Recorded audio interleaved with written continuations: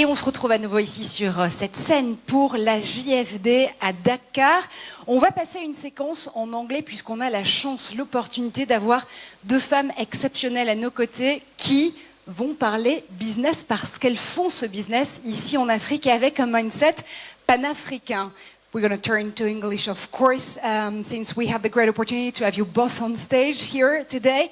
And we're definitely going to dive in the way you girls do business. First, with you, Yacine, you're actually working for Microsoft in Africa, and especially in West Africa. And Afua, you've been co-founding She Leads Africa, which is a title that actually says everything, right? So, bonjour, je m'appelle Afua. Mon français n'est pas bon.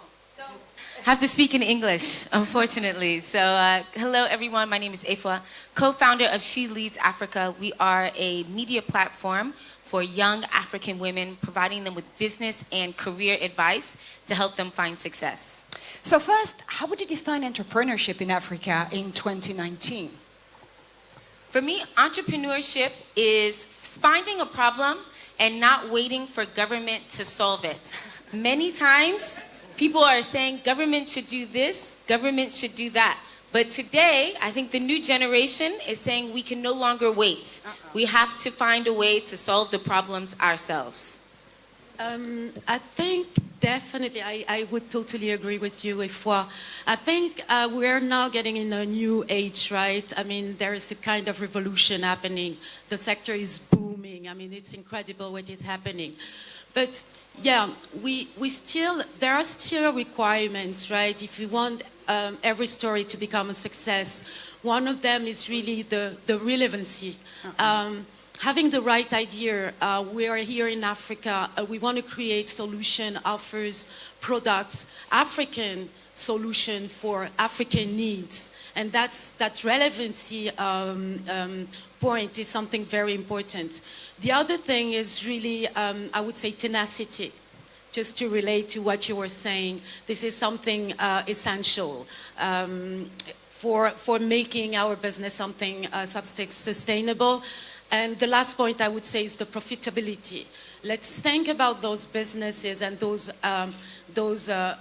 entrepreneurships initiatives on a long-term perspective, making sure that we're thinking all the point of the business plan, making sure that we have that long-term view to make it like a real success across. So it's definitely a revolution that has found its soldiers, I guess, being largely and massively female entrepreneurs, right?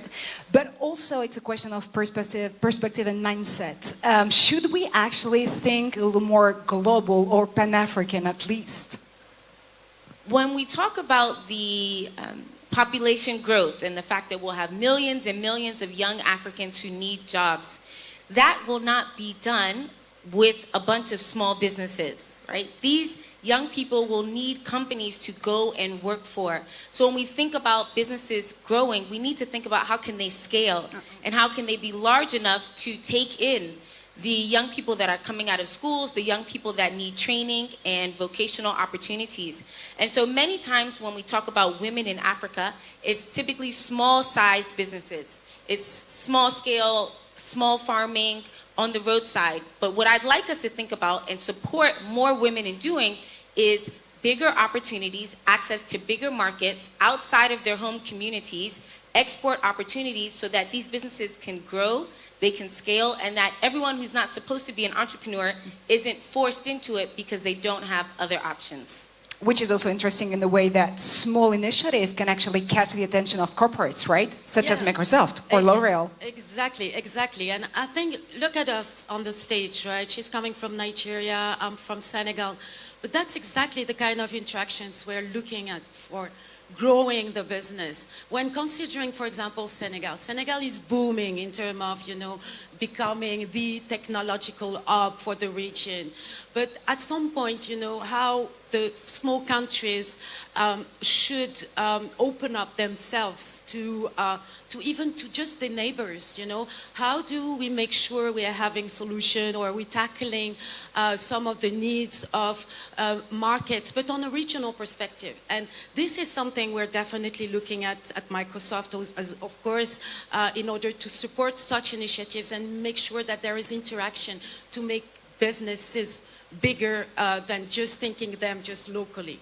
Which is also interesting in the way that Africa is probably the next battleground when it comes to being a soft power and a digital force, right? Tech giants are definitely in competition also for the attention and engagement of African users here.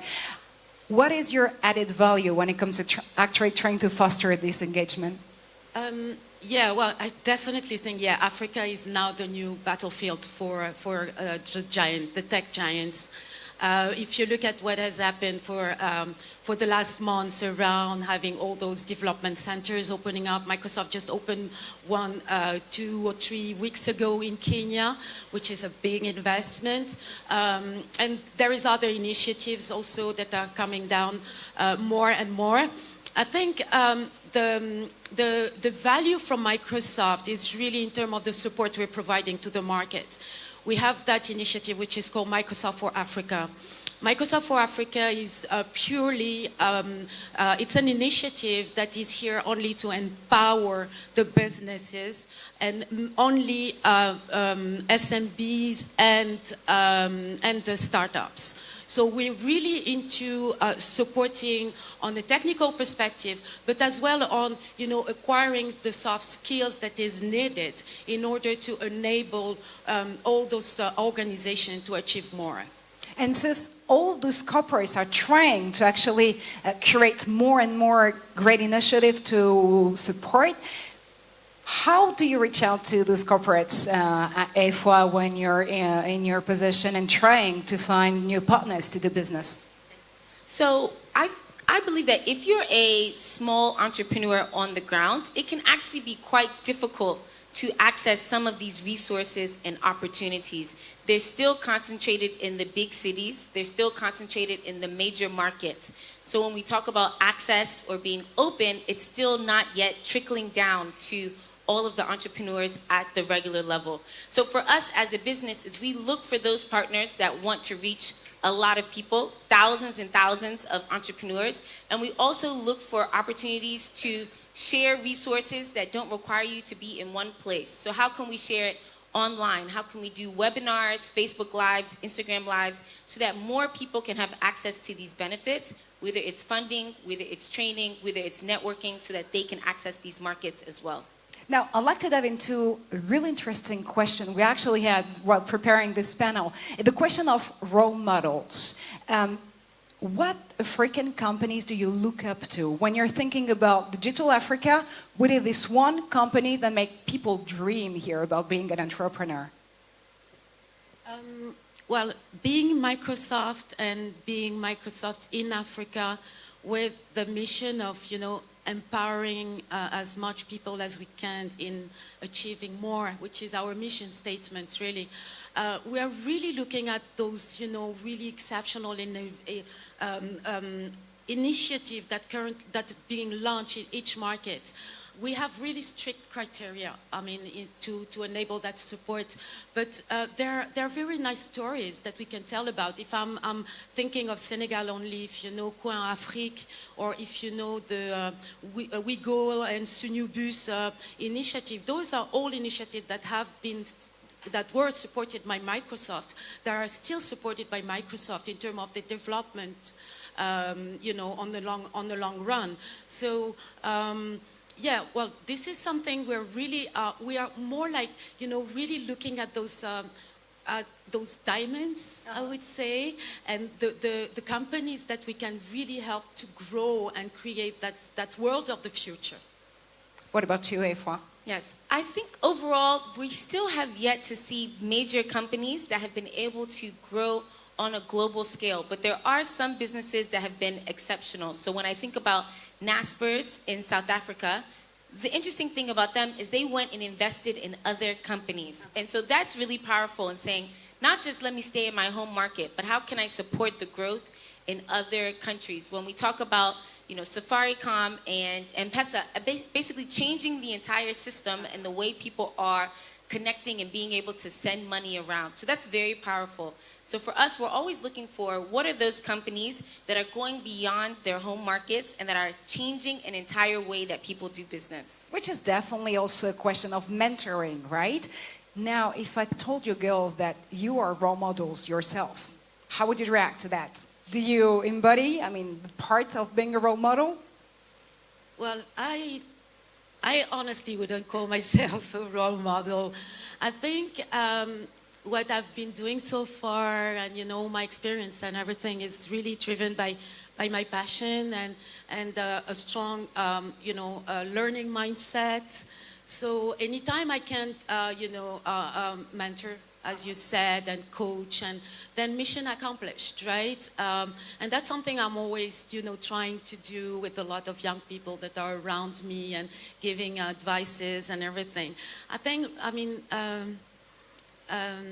Wanjira Matai and Michelle Obama are big role models. I'm not going to have the pretension of being role models either. So, there is still, we're working on it, right?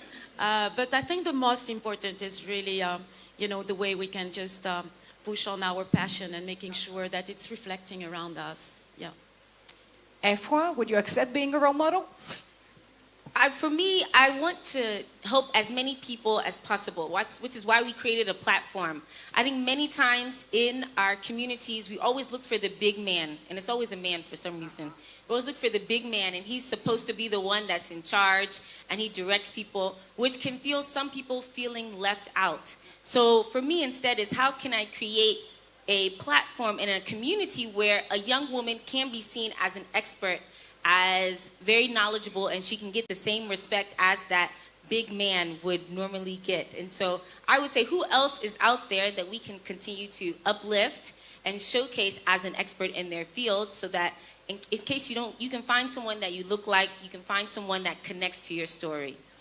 So in the end, how do we have to foster a land of, or an internet actually, of opportunities when it comes to Africa? What would be your takeaways? I think we need to gather more often the way we're doing today, and I really want to congratulate the organizers for what they've been doing. This is incredible. Fostering a better future and a better digital future is being able to multiply that kind of experience, but as well as, if what we're saying, how do we identify between ourselves people that, really gonna represent and take the whole story together and gather the whole young people and making sure we're having reference. We're missing reference, right, around us, and this is really something we need to work on. Afua?